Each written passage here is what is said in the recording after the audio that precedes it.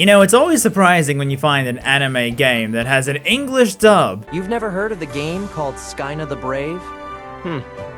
Guess you're not a gamer. Oh my god, he's a gamer! So Grand Cross Age of Titans follows two protagonists, one who is training to be an idol, and the other one being this guy. Gamer. And they get sucked into the world of Skyna and have to save the kingdom. And there's giant titans here too. And a big thank you to Netmarble for sponsoring this video. Be sure to check the game out with a link in the description. So the game starts with this comic book webtoon style of intro as this knight is protecting a princess. I won't let anyone get near our princess. Not even to touch her shadow. Touch.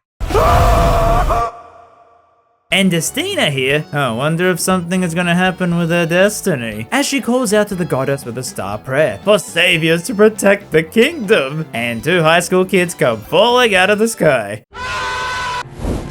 The guy is definitely a gamer, while the girl doesn't really play games and at least reacts to how you normally would. Well, I don't know, you're suddenly whisked away to a new fantasy world and there's monsters and fighting everywhere. It's kinda annoying that I can't skip the dialogue. But this is the main quest, so let's just keep listening.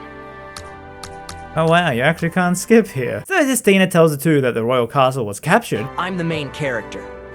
That's kinda rude. He already knows about the whole world since he wrote the wiki. Yeah, you know all those Wikipedias out there? Someone had to write them! If this is a game and you're the main character, what am I?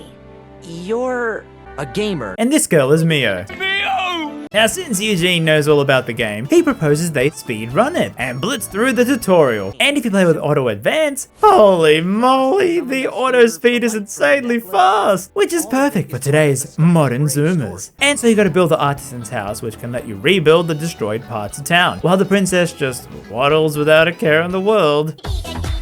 Now you click on this scroll to know what your objectives are, which is like a checklist of learning the game's ropes, and the major part is building up the town.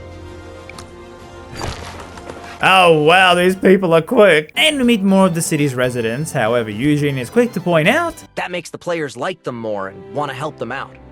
You shouldn't talk about someone's personality like that.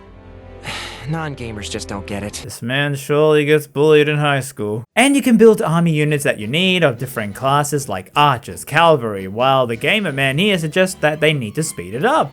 The necklace! Mio, I knew it!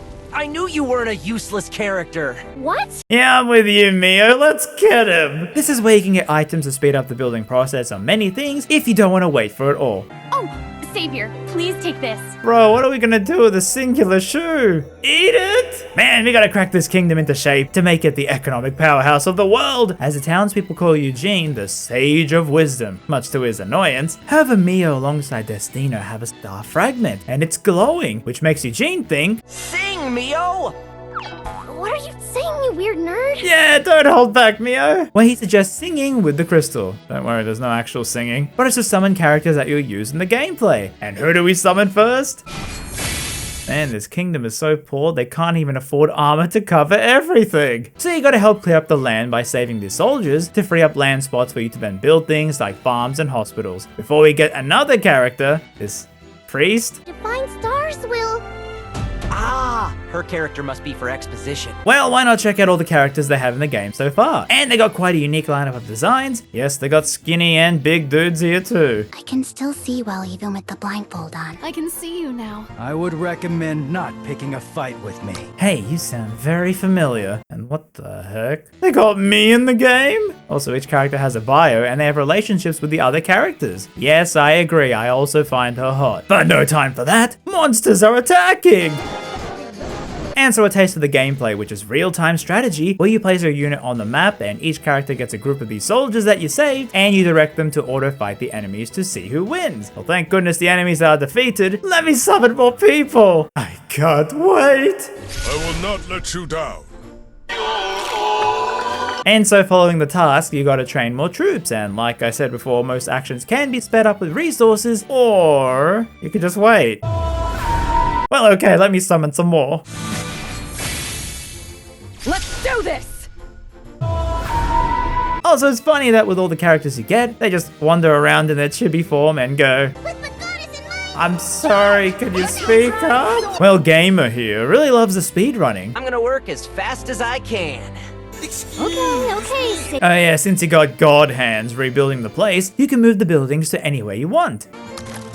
Maybe this will help fix peak hour traffic. Well, I got the best character design, so let's level them up. And each level you can spend these points on talents, which fill out an RPG skill tree. You can also push them beyond the level cap and keep them going if you want. But now we find we can actually awaken the Titan. Yeah, we got our very own one. Right now, it'll help us boost morale and fighting spirit. Kind of like a statue of a hero in a public square? And we got a touching scene with Destina and Claudia while Mio goes to Eugene. Then yeah, maybe it is a game, but you should treat these people like actual humans. Whatever this is. And hey, who is this liege lord? Someone helping me speed up my building? And we got more story as Mio pours her heart out saying she wants to see her grandmother again. But Eugene is like, hey, LeMayo, let's speedrun the story. We're really trying to speedrun losing his family. And oh god, Mio, you don't have a license. It's quite crazy how much art there is in the intro for all these story sections. Well, now that we have a freaking Titan. Oh, wow, easy wins, huh, guys? I sure hope we always have the macro, right? So monsters are going to attack, but Eugene's plan is to instead not defend, but rather go on the offensive and attack the castle, retaking it. But suddenly... Huh? Did you feel the surroundings shake just now? And there's this evil red mech that appears with the monsters and utterly wrecks our one. No, our speed running through the story. And it's piloted by, oh god, another gamer. Well, it looks like a lot of real people are in this world, this one being very evil. And oh my, it's so sad. And oh no, Claudia gets shot. Where are you, Roxana? Yeah, maybe we didn't need the happy music here. Now here's a surprising thing in the story. It's an MMO, as in online real time. You don't believe me? Just ask GRT Gaming. Yeah, this chat's quite funny. But you can actually go outside of your kingdom and see other castles in real time against other people, where you gotta send troops out to gather resources or hunt monsters. And you can go into low detail mode if you want. No, don't turn me into a blob. And what the heck? You can attack the other castles, but your soldiers can permanently die. Nah.